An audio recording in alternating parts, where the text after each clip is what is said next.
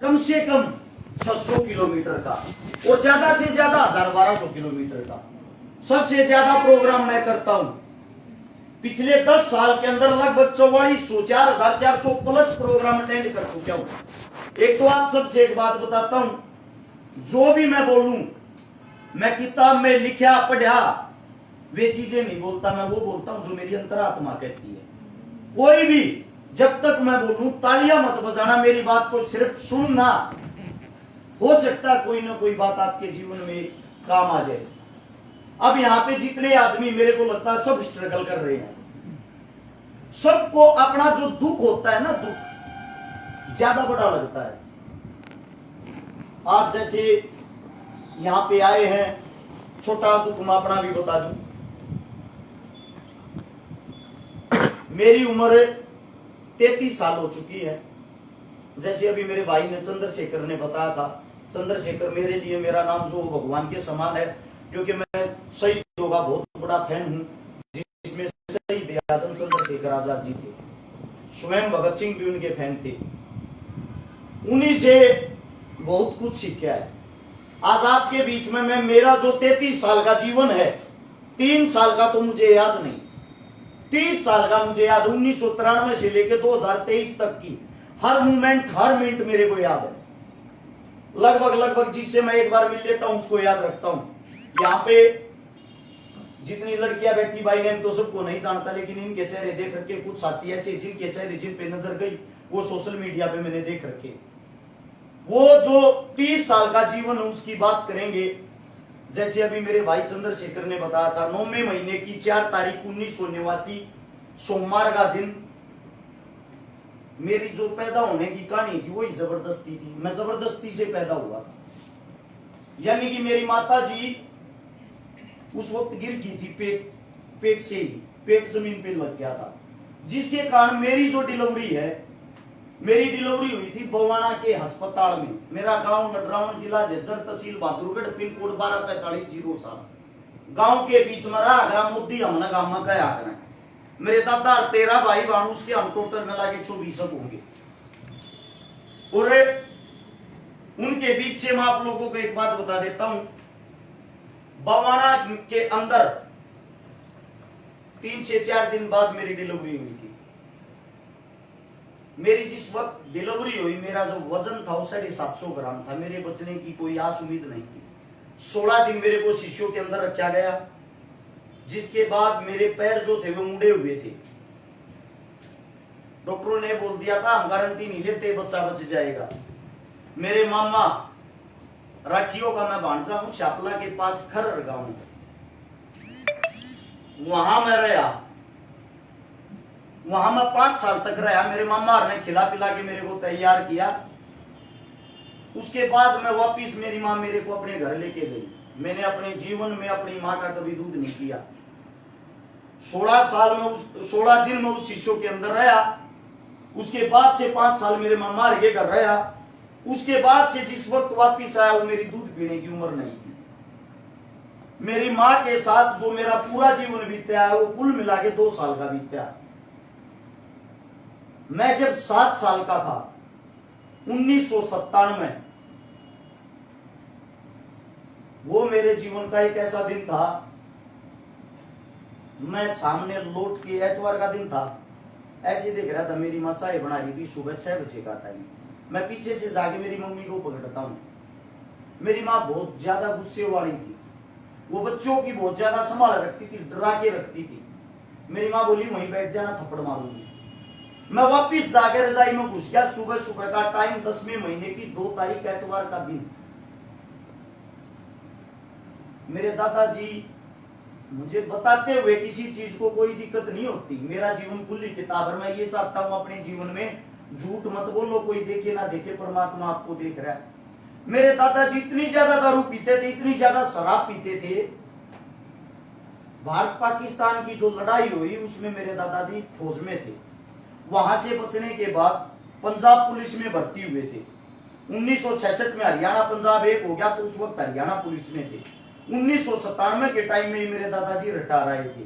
मेरे दादाजी ने बहुत ज्यादा दारू पी रखी थी और छत से पीछे की साइड हिट रहे पीछे की साइड बैक हो रहे थे, छत की जो बाउंड्री वो बनी नहीं थी। 120 किलो मेरे दादा के अंदर लगभग वजन होगा, और मेरी माँ नीचे चाय बना रही थी, मेरे दादा ऊपर से मेरी माँ के ऊपर गिर गई। ऑन द स्पॉट रीढ़ की हड्डी टूट गई। मैं मेरी मम्मी के पास जाता हूँ, मेरे को, मैं बच्चा था, मेरे को पता ही नहीं था, मैं मेरे दादा को पकड़ के खींचता हूँ, मेरे से कहाँ हिलता है। मैं वो मंजर, वो चीजें 20 मिनट अपनी आंखों के सामने देख रहा, मेरे को इतनी समझ नहीं थी मेरे को करना क्या। और मेरी माँ जो थी वो कुछ बोल ही नहीं पा रही थी, ऑन द स्पॉट बेहोश हो गई थी। वो सीन देखने के बाद मैं मेरी काकी को, मेरी बुआ को बुला के लाया पड़ोस से। उन्होंने आके मेरे दादा को खींचा, मेरी माँ को लेटाया। मेरी माँ को जिस वक्त होश आया, मेरी माँ सिर्फ एक बात कह रही थी, मेरा बेटा कहाँ है। मेरी माँ को ये था कि मैं मेरी माँ के पीछे ही था, साथ में मैं भी उसी वक्त मौके में नीचे आ गया, लेकिन मेरी माँ ने चंद मिनट पहले ही मेरे को वहां से भगा दिया था। वो करड़ाई जो थी वो मेरी माँ की थी। ये हादसा होने के बाद, 3 नौकरियां करने के बाद मेरे दादाजी की हालत ये थी, रिटायर आने के बाद 1 किला गहने टेका था। 1 लाख रुपए में बहादुरगढ़ नफी सिंह राठी के ऑफिस में, जो विधायक हुआ करता हमारे वहां का, 1 लाख रुपये में किला गहने टेका था। 4 किले मारा उस वक्त थे। हमारी हालत उस वक्त तक ठीक थी, लेकिन मेरी माँ जाती है सफदरजंग हॉस्पिटल में लेके जाते। मेरे को आज भी याद है, ओमनी वैन सफेद कलर की थी जिसमें लेके गए। वहां लेके जाते हैं तो वहां बिना सिफारिश वालों को कोई बेड नहीं मिला करता, आज भी नहीं मिलता। हिंदुस्तान का सिस्टम है ये। वहां मेरी माँ जाती है तो मेरी माँ बाहर फर्श पे तड़प रही है, और अंदर बेड नहीं मिलता बिना सिफारिश के। पास वाले हॉस्पिटल, जो प्राइवेट हॉस्पिटल है, उनमें एडमिट करवाने की अगर बात हुई, उन्होंने 50,000 रुपए मांगे। वो वक्त ऐसा था, हमारे घर पे 50,000 रुपए नहीं थे। मेरी माँ की तड़प कर दर्द के अंदर बिना इलाज के मारे, बिना पैसे के मारे ऑन द स्पॉट मौत हो गई। और मेरा भाई मेरे से भी 3.5 साल छोटा था। मेरा जो पिता है वो इस हादसे के मारे पागल हो गया। मेरे भाई को जो 3.5 साल का था, उसको भी मुझे संभालना, अपने आप को भी मुझे संभालना, क्योंकि 1 साल तक संभालने वाले थे हमारे दादा दादी। उस 1 साल के दौरान दादा की भी मृत्यु होगी और दादी की भी। औरत नाम की घर के अंदर चीज नहीं रही। आज आप लोगों को एक बात बता देता हूं, औरत बगैर कोई घर नहीं होता। इस बात को नोट कर लेना। आप किस रूप से औरत को देखते हो, वो नजरिया सबका अलग है।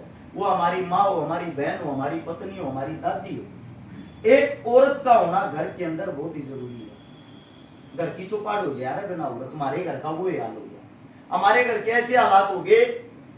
सच्चाई तो ये है, जब आपके घर का कोई मरता है ना, आपका सह अगर आपकी मां मर गई 1 हफ्ते तक या 13वीं तक, सब आपकी मां बन जाएंगी। वो जब 13वीं का पकड़ घर से उठता है ना, वो जीवन आपको ही जीना, कोई आपकी माँ, कोई बुआ, कोई सगा नहीं होता। और वो समय एक ऐसा समय होता है, रोटी कैसे बनती थी, कच्चे पक्के छोटे छोटे हाथ थे। मेरे तो आज भी ऐसे हाथ बच्चा जैसे। जब काम कराया करते, कदे हाथ जल जाता, कदे चून में पानी बत्ती पड़ जाता। सब्जी बनानी आया ही नहीं करती, कड़े की सब्जी आवती, रूखी सूखी खानी पड़ा थी, नमक गलिया, अचार गलिया, आय का कोई साधन नहीं था। दादा सब क्या निमटा गया था। बाप यहाँ तक जो पागल खाना इसमें एडमिट था, यहाँ से इलाज चल रहा था। वो जो दौर था, वो जो समय था, मेरे को आज भी याद है। जब हम किसी पड़ोसी के घर, किसी गली में जाते थे ना, लाठी लेने के लिए, डोलू बोलते जिसको, उसको लेके हमारे को ताने मिलते थे। देहात में औरतें देती हैं ऐसे ताने, ये तो रांड के सांड है, इनका क्या जीवन है, सुते उठते आले, इनका शर्म तो रह नहीं गई। और हम फिर भी घर के बाहर खड़े हो गए, करते ताई थोड़ा गाल देना। हो सकता है 1 घंटा गाली सुनकर थोड़ा सीख में जब रोटी खाया करते, वो वक्त था। वो जो वक्त था, वो वक्त बीतता गया। पापा की थोड़ी मानसिक हालत ठीक होने लगी। वो वक्त जो था वो पहुंच गया 2003 से 4 में। जो 3 से 4 का दौर था, जिस वक्त मेरी उम्र 14 साल हुई, मेरे पापा की हालत ठीक हुई। हमारे गांव लडराउन से कुतुबगढ़ की तरफ एक रोड जाता है, वहां एक मिक्सर प्लांट है रोडी डस्ट का। मैं और मेरा पिता सुबह 3:30 से 4 बजे के बीच उठ गए, रोडी डस्ट के ट्रक खाली करने जा करते थे। जब हम ट्रक खाली करते, मेरी उम्र कम होने के कारण मैं काम सबसे ज्यादा कर था। दिहाड़ी 150 रुपए मेरे पापा ने मिल जाती, 75 रुपए मन उस तो हमारा घर चल जा रहा था। उस तो हमने अपना काम चलाना शुरू किया।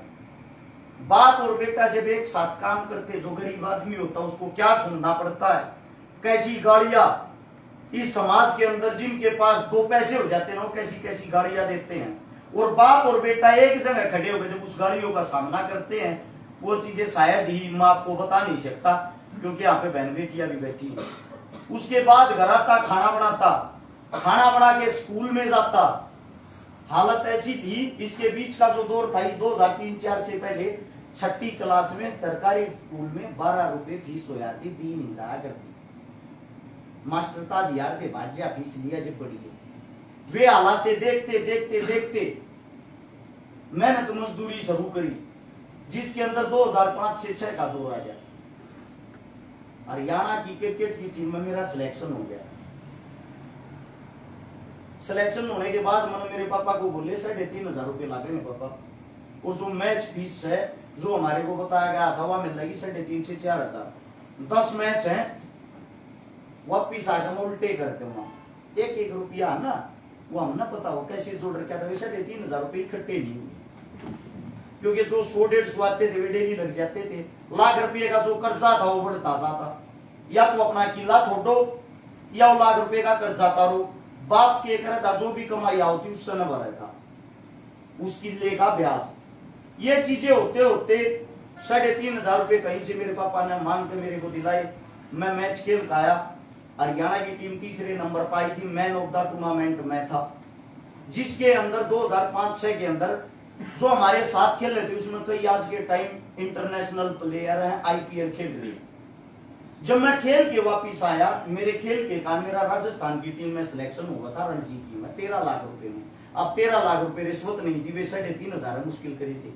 वो खेल छोड़ दिया, वो खेल छोड़ के मैं पहुंच गया सोनीपत अखाड़े में। उस वक्त जो मेरा काका था, मेरा काका सब कुछ संभालने लग गया, हमारा घर दोबारा से रूटीन में आ गया। 2012 के दौरान एक बार फिर ऐसा ही हादसा हुआ।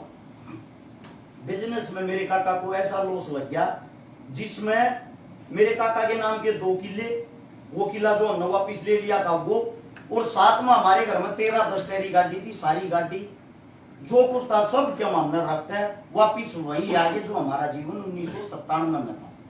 वो जीवन आते ही मेरे पास फिर आता है, मेरा काका हॉस्पिटल में है जिसके अंदर 3,000 प्लेट रह रही है, मैं बोल हो रहा। मैं मेरे काका के पास जाता हूँ, मैंने पूछी काका दिक्कत क्या है। काका बताता है सारा कर्जा तार के सब कुछ बेचने के बाद भी मेरे ऊपर कर्ज बचा हुआ 85 लाख का। अगर उसको लेके हम मर गए तो कहावत बन जाएगी मोदी का कर्जे नीचे दब के मर गए। मैं बोलिया फिर टेंशन क्या की मान रहा, या जमीन के काम आओगी। हमारे नाम के 2 किले बच रहे मेरे बाप के नाम की। मैं मेरे बाप के पास जाकर फरमाइश करूं, पापा किला बेचाएंगे, अपना कर्जा तारेंगे, हमारे गांव की जमीन बहुत महंगी। या बात मैंने जब मेरे पापा तक कही, मेरा पापा अच्छा एक ऐसी चीज होती टोटा जिसमें घर पाट जा रहा है और जिसमें आपस में भाई भाई का बैरी हो जा रहा है। मेरा बाप कहता है ये तो अपने हाथ में तो खा गया, हमारे और खा गया, इस जमीन के हमारे तुम न को ब्याह देगा, ब्याह होगी ना गाना। तो मैं बोलिया पापा मैं बेचूंगा। नहीं बोला बेचेगा तो भाई मेरे घर में नहीं बढ़ जाएगा। मैं बोलिया पापा मैं तेरे घर में नहीं बढ़ूंगा जब तेरी जमीन उल्टी नहीं दे दी, पर मैं बेचूंगा। बहादुरगढ़ जब हम जमीन तरवान गए तहसील में, एक साइड मेरा बाप रोने लग रहा, मेरा नाश हो, एक साइड मेरा काका रोने लग रहा, मेरा नाश हुआ। इसलिए तो नाश हो रहा था मेरा, क्योंकि जीवन आगमन मेरा बाप भी संभालना, मेरा काका भी संभालना, मेरी जमीन भी संभालनी। वो जमीन उतारने के बाद कर्जे से मुक्ति मिली, लेकिन हम रहे सुनना, हमारे पास कुछ नहीं रहा। मेरे साथ में मेरा भाई बैठा सुमित, मेरी घर पहलवानी कर रहा था, बचपन का मेरा लंगोटिया यार है, मेरा भाई बैठा प्रदीप लंगोटिया यार है। ऐसी नौबत आ गई थी। सच्चाई जो है, हम खाड़े के अंदर हम सब गरीब परिवार आते थे, रात के टाइम एक दिन आलू की बोरी चोर के लाए थे, क्योंकि चून करता आ जाया करता, घर में और कुछ नहीं रहा था। वो आलू की बोरी थे, एक दिन आलू का घोल बना रहे थे, एक दिन आलू की चटनी बना रहे थे, एक दिन आलू के परांठे बना रहे थे, वे भी सूखे, ना तेल था ना पानी था ना और कुछ था। वो टाइम काटा पूरे 6 से 9 महीने बाद जब हमारे पास रुपये हुए, उस ताऊ से जाके तब ये पूछा कै रुपया की आलू की बोरी आई थी, ताऊ हम ठागे लेके थे 6 महीने पहले। उसने बताई 435 या 40 रुपए की, उसको 850 रुपए 6 महीने बाद देखा डबल करके हम ठागे लेकर गए थे। वो टाइम वो दिन देखने के बाद अब जो समाज सेवा की बात आती है, 2012 में मेरा सर्कल बन गया था। सर्कल बनने के बाद हम गरीबी से जूझ रहे थे, हमने मदद करनी शुरू करी। हमने ये सोचा हम गरीब हैं, काम चल जाएगा। हमारे साथ वाले जो नौकरी लागन लगे, कोई पुलिस में लग गया, कोई आर्मी में लग गया, कोई किसी चीज में लग गया, हमें खुशी हुई, संतुष्टि हुई, हम मजबूत होने लगे। हम जब मजबूत होने लगे तब मैंने एक बात सोची थी, मेरे जीवन में जो गाली, जो दुख, जो तकलीफ, जो दर्द मैं सहन कर रहा हूं, मेरी आंखों के सामने मैं किसी बहन को, किसी भाई को तड़पता हुआ नहीं देखूंगा। मेरे से जितनी होगी मैं अपने जीवन में मदद करूंगा। वो मदद का सिलसिला 2012 से शुरू हुआ। 2015 से मेरे को सोशल मीडिया चलानी आई। 15 से मेरे को 15 के एंड में या 16 के फर्स्ट में लाइव आना आया था। सबसे पहली बार सोशल मीडिया पे वीडियो डालने वाला मैं था। उससे पहले खाली फोटो और पोस्ट डलिया थी। 2016 में जब वो लाइव का ऑप्शन आया, सबसे पहले लाइव आने वाला भी मैं था। मैंने लोगों को बताया ये सोशल मीडिया, इसका आप सदुपयोग भी कर सकते हो। और उस वक्त 2016 में मेरी शादी हुई थी। हम सब जो मेरे जितने भी सुख दुख के साथी हैं, हमने कभी पैसे को तवज्जो नहीं दी, हमने अपने दोस्तों को तवज्जो दी। मुसीबतें आज तक साथ चल रही है, हमारी कोई सक्सेस नहीं कि हम अपनी स्टोरी सुना रहे। 2016 में मेरी शादी से पहले, जो मेरी शादी होती है उससे पहले, हम सब दोस्त मिलके एक दोस्त को 64.5 लाख रुपए देते रहे उठा के। हमारे पास तो कुछ था नहीं, नंगड़ आदमी थे, उठा के देते हैं ये लेवल। किसी के घर में कोई मौत का सिलसिला था, उसकी जमीन खोस थी, 64.5 लाख रुपए जब उसको उठा के दिए, जिसको पैसे दिए वो आदमी मर गया। दोबारा से फिर हम दोस्तों ने स्ट्रगल शुरू कर दी उस कर्जे को उतारने के लिए। यानी कि आज मेरी शादी होती है, किराए के मकान में रहता हूं, जो कल का दिन है, यानी कि जो सुबह होती है, सुबह 64.5 लाख का कर्जा सिर पे है। वे चीजें, वो दौर जब मेरी जो बीवी है उसके पेट में जब बच्चा था, हमने वो चीज देखी है। ज्यादा बड़ी कहानी तो क्या बताऊंगा। जिस दिन डिलीवरी थी उससे पहले मैं भगवान से ये हाथ जोड़ रहा था, हे भगवान मेरी पत्नी की नॉर्मल डिलीवरी हो जाए ठीक। मैं तो मुश्किल तक ब्याज पे कर्जे पे 20,000 रुपये इकट्ठे हुए हैं, और 20,000 में ऑपरेशन से बच्चा नहीं होता। डॉक्टर ने ये बोल दिया था ऑपरेशन का खर्चा 50 से 80,000 रुपया होगा। मैं बोला डॉक्टर जी अगर नॉर्मल डिलीवरी हुई तो 12.5 से 13,000 रुपये। मैं भगवान से सिर्फ यह हाथ जोड़ रहा था, मेरे को सिर्फ एक लड़की हो, सिर्फ एक, अगर लड़की होगी तो एक ही रखूंगा। जीवन भर में सब कुछ कमाऊंगा, कमा के अपने जीवन को एंजॉय करूंगा, अपनी लड़की की उसकी मन मर्जी से शादी करूंगा और सब कुछ उसी को दे दूंगा। जीवन ही समाप्त हो जाएगा, ज्यादा सोचने की जरूरत नहीं। लेकिन परमात्मा ने मेरे को लड़का दिया। लड़का जब हुआ, भगवान की दया से वो नॉर्मल डिलीवरी होगी, और उस 20,000 रुपए में वो काम चल गया। जो भाई बता रहा था अभी, वो 43,000 रुपए किलो अमरूद हुआ। वो जैसे ही लड़का होता है, लड़का होने के बाद वो लड़का इतना भाग्यवान हुआ, मेरे पास मेरा काम चल गया, पैसा आना शुरू हो गया। दौर था जो शायद लड़का 2 महीने का था, मैं मेरी पत्नी की फीस जमा कराने के लिए MD यूरो तक आऊं था।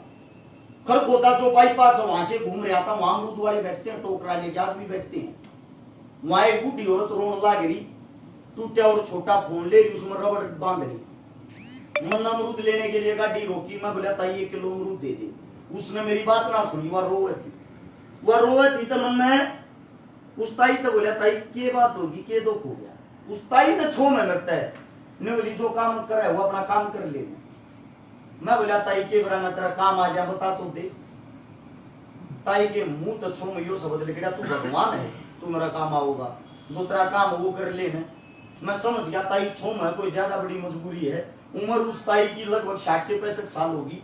मैं बोला ताई फिर भी बता दे कि मैं भगवान ना हूं, मैं मजाक कर रहा हूं उसके साथ, उसको उसकी मानसिक टेंशन दूर करने के लिए। उस ताई ने बताई मेरी बेटी का और मेरी बेटी के बटेऊ का दोनों का एक्सीडेंट हो गया।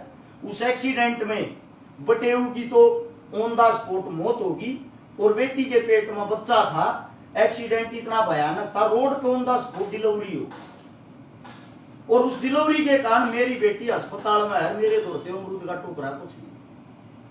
मेरी जेब में 43,000 रुपए थे, वह जो फीस के थे, मैं खुद ब्याज को उठा कर लिया था, स्ट्रगल कर रहे थे, मन बेताई दे दी।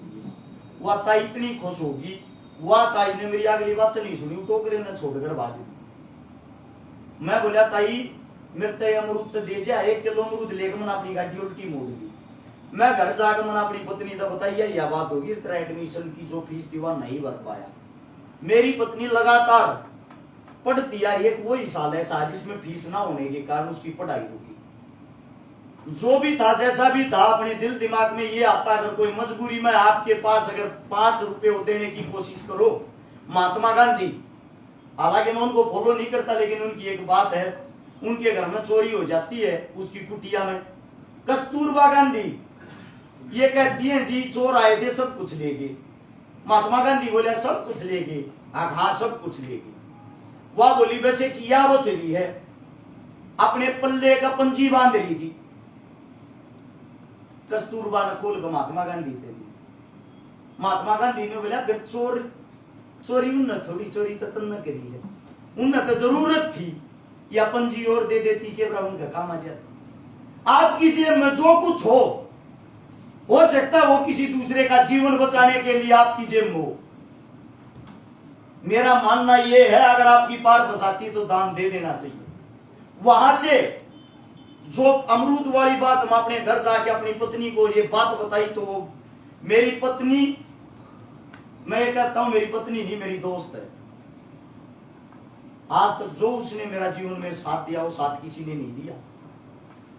और समाज के लिए समर्पित की बात आती, जैसे मेरा भाई बताओ था, मेरे छोटे से भाई का ब्याह था, उस सदनसी साई गांव में हरियाणा की पंचायत थी, और उस पंचायत वो बहुत मायने रखती थी क्योंकि जो आरक्षण के नाम पर जातिवाद फैल गया था उसको जोड़ने के लिए पंचायत। मैं मेरे भाई के ब्याह में नहीं गया था, मैं पंचायत में गया था। यहाँ भी बैठी गुड़िया ने 1-2 नंबर न्योता दिया था शादी का। मैंने ये बोल दी थी मेरे लिए ये इंपोर्टेंट नहीं है, मेरे लिए इंपोर्टेंट वो है जिसकी मैं मदद करने के लिए जाता हूं। अगर उसकी मदद करके समय बच गया तो मैं जरूर आऊंगा, क्योंकि मेरे बगैर इस बहन की शादी होगी ये आज खुश भी है, लेकिन जिसकी मैं मदद करने के लिए जाता था, जिसको मैंने जुबान दे रखी, अगर मैं वहां समय पे नहीं पहुंचा वे क्या सोचेंगे। हमारे कारण किसी गरीब का घर चलता है। आप लोग किसी न किसी की उम्मीद हो। जो मेरा जीवन, जिस जीवन में आप पूछ रहे हो, मैं आप लोगों को आज भी बता देता हूं, 1 लाख रुपए प्रत्येक दिन का मेरा खर्चा है। कुछ चीजें सोशल मीडिया पे दिखाई नहीं जाती, बताई नहीं जाती। 26 परिवारों को पालता हूं मैं, मेरी औकात इतनी है इस ताके की है नहीं। उनको ये बोल रखा जब तक मेरे अंदर जीवन रहेगा, जिंदगी रहेगी, देखिए इस लड़ाई में मैं मर गया तो मैं कुछ कर नहीं सकता, लेकिन जब तक मैं जीवित रहूंगा थारे मरणती की जिम्मेदारी मेरी है। जो मेरे लिए अपना समय खपा रहे, जो मेरे से पहले छाती अड़ाते हैं। अब बात आती है, भाई ने जैसे आंकड़े बताए, आंकड़े मैं बता देता हूं। 316 उन बेटियों की शादी करवा ली जिनका भाई नहीं था, बाण नहीं थी, मां नहीं, बाप नहीं। 316। 63 उन बहनों के बात बढ़ती है जिनके पाटड़े पर चढ़ाना कुछ था ही नहीं, और लगभग 31 करोड़ रुपए की नगद मदद कर ली। 131 आंदोलनों में भागीदारी कर ली। जो ये बहन बेटियों के साथ बलात्कार होता है, दरिंदगी होती है, 14 साल से कम उम्र की बच्ची के साथ बलात्कार होने पर जो पोक्सो एक्ट है जिसके तहत फांसी दी जाती है, उसके लिए दिल्ली जंतर मंतर पर 7 आंदोलन हमने करी। वे लाठियां हमने खाई थी जब यो पोक्सो एक्ट बनाया था। अब गलत कुकर्म करने पर, दुष्कर्म करने पर फांसी दी जाए। 131 ऐसे आंदोलन जवानों के लिए, किसानों के लिए, पहलवानों के लिए चल रहा है। पुलवामा अटैक के लिए सुबह शाम दिन रात जब घर से निकलता हूं, मेरी बीवी मेरे से एक बात पूछती है, वापिस कब आओगे? मेरा एक ही जवाब होता है, मेरे को ही नहीं पता। क्योंकि उसका कारण ये है, जब आप अच्छाई के सच्चाई के रास्ते पर चलते हो ना, सब आपके दुश्मन हैं। मेरे दुश्मन क्यों है? उसका रीजन है, एक गरीब मजदूरी करने वाले का बालक, रोडी टेस्ट तारने वाले का बालक, आज वो मतलब जिनके ट्रक होया करते, जिनका मजदूरी करया करते, आज वो उनके ऊपर जा रहा है, उसकी बूझ हमारी नहीं। लोगों को अपने समाज के अंदर है ना, ये जो भेदभाव है, ये चढ़नी इस चीज से आज तक मैंने अपने जीवन में कभी भी किसी का कटाक्ष नहीं किया, किसी का उल्टा नहीं किया, किसी के साथ कोई हाथापाई नहीं हुई, कोई द्वेष भाव नहीं रखता। लेकिन फिर भी हरियाणा के अंदर नजर मार के देखना, सबसे ज्यादा टांग खींचने वाले, सबसे ज्यादा गाड़ी सुनने वाला अरस चिकारा है। अरस चिकारा को सब चोर कहेंगे, अरस चिकारा को सब चंदा खाऊ कहेंगे, अरस चिकारा को सब कुछ न कुछ कहेंगे, घटिया है, फलाना है, छोटी मानसिकता। आज तक किसी बात को कोई भी साबित नहीं कर पाया, क्योंकि गरीबी से उठे हुए। अगर किसी अमीर घर से होते तो शायद किसी की इतनी औकात नहीं होती, और उसी चंदे से, उसी चोरी से किसी का घर बसता है तो मैं चोर हूं, और सच में चोर हूं। 31 करोड़ रुपए, इतनी बड़ी रकम मैंने चोरी कर ली। और आगे आने वाले जीवन में लक्ष्य भी बता देता हूं, 316 मेरे लिए कोई मायने नहीं रखती। मैं ये सोचता हूं हर साल 3016 बेटियों की शादी करूं, हर गांव में, हर जिले में, हर शहर में ऐसा ही कोई अरस चिकारा हो, एक नहीं, 1000 नहीं, 1 लाख अरस चिकारा हो, जो किसी न किसी बहन बेटियों की ऐसे ही मदद करते रहे। अपना सपना, अपना जीवन यही है। जब अपने घर से बाहर निकलता हूं, 5 धमकियां डेली फोन पे आई मिलती हैं। आज घर तक बाहर निकलते गोली मार जाएंगे, आज घर तक बाहर निकलते ये कर जाएंगे। और मैं ये कहता हूं, मेरा जो आज का रूट है, यहां से होते हुए वहां जाऊंगा। समाज के लिए जान भी चली जाए कोई बड़ी चीज नहीं। आपका जीवन क्या, अपने जीवन के बारे में सोचो, रस शिकारा के नहीं। आप लोगों को मेरी कमाई इतनी है, जितने आप सब बैठे हो ना यहां पे, जितने शायद आप सब के बराबर अकेले की हो। हाल की बात कर रहा हूं, आज की। हम आ गए 2023 में। इतनी मेरी कमाई, आज तक 100 गज का अपना मकान नहीं ले पाया हूं। वो कमाई कहां जाती है? जो चोर, डाकू, लुटेरा, ठग कहते हैं, आज तो कोई साबित नहीं कर पाया 10 रुपए मेरे खा रहा है। जब आप आगे बढ़ोगे ना, इल्जाम तो लगने लाजमी है, लेकिन अगर आप उनको पार करते हुए आगे जाओगे तो आप योद्धा हो, लड़ाके हो। अगर आप उनको सुन के अपने घर में बैठ गए, आप बुज़दिल इंसान हो। बाबा राव भीमराव अंबेडकर ने एक बात कही थी, इंसान जीवन में क्या करता है? कमाता है, खाता है और मर जाता है। आप कमाते किस लिए हो? खाने के लिए। खाते किस लिए हो? जीने के लिए। अगर फिर भी मर जाते हो, जब मरना ही है तो इससे तो अच्छा बिना कमाए, बिना खाए, बिना मेहनत करे मर जाओ। अपने जीवन में आए हो, अपने बच्चों के लिए अगर जी रहे हो, अपने बच्चों के लिए तो जानवर और पशु भी जीते हैं। जिंदगी वो है। अगर आप यहां इस धरती पर आए हो, आपने इस समाज के लिए क्या किया? आपने अपनी बहन बेटियों के लिए क्या किया? आपने अपने देश के लिए क्या किया? हमें भी पता है आज हम कोई बड़े इंसान नहीं, हमें कोई नहीं पूछता। लेकिन जब हम यहां नहीं होंगे और जब भी हमारे चर्चे होंगे, वो हमारी असली कमाई है। जब हम इस जिंदगी को, इस जीवन को छोड़ के चले जाएंगे ना, और जब आपको लोग याद करके ये कहेंगे, ये काम तो वो इंसान करा करता, वो असली कमाई है, वो कमाओ।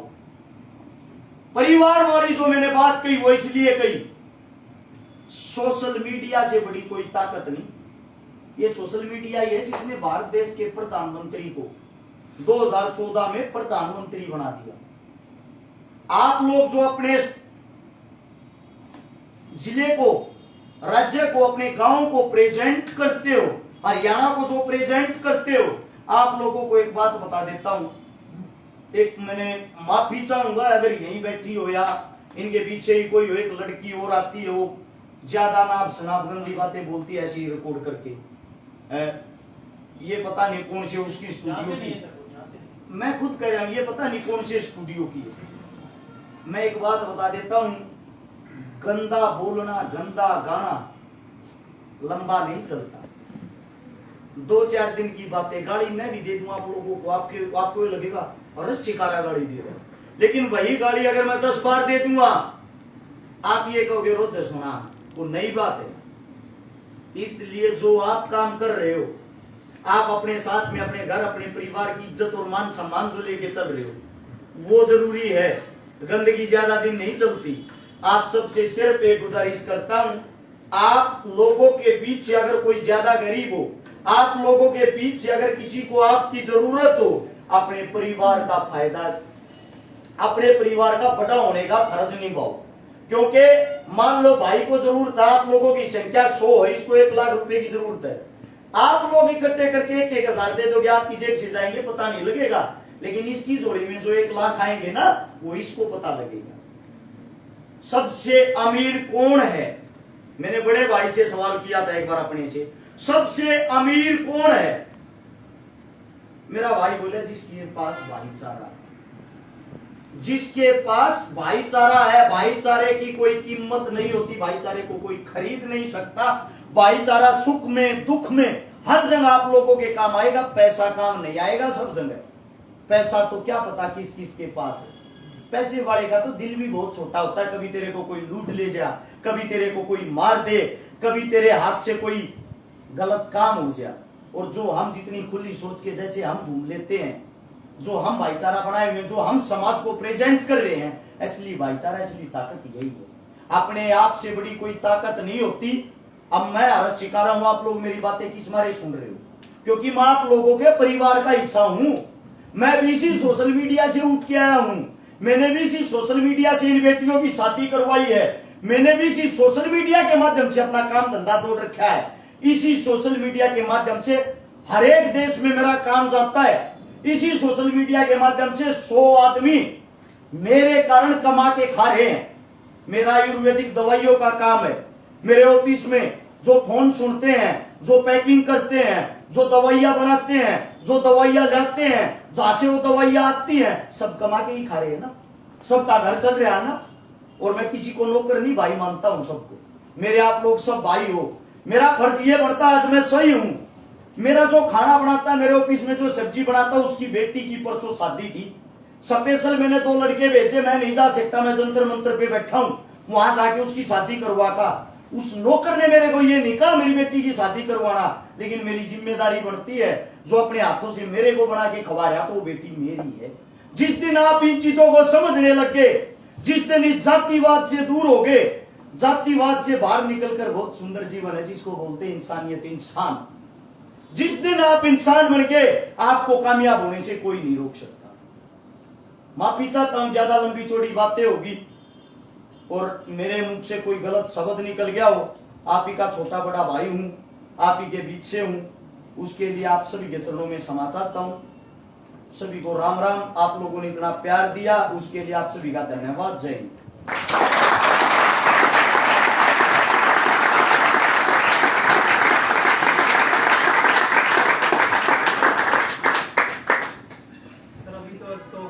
स्क्रीन पे देखा है, लेकिन जैसे आवाज सुन के शायद आप सभी के साथ भी ऐसा हो, रग में, रगों में जो खून है ना वो थोड़ी सी ज्यादा गति से चलने लग गया था। एक प्रेरित जो बातचीत हमने आपसे एक्सपेक्ट की थी उससे बहुत ज्यादा थी। इस दरमियान सर हमारे साथ है अनु शर्मा जी, कलिंगा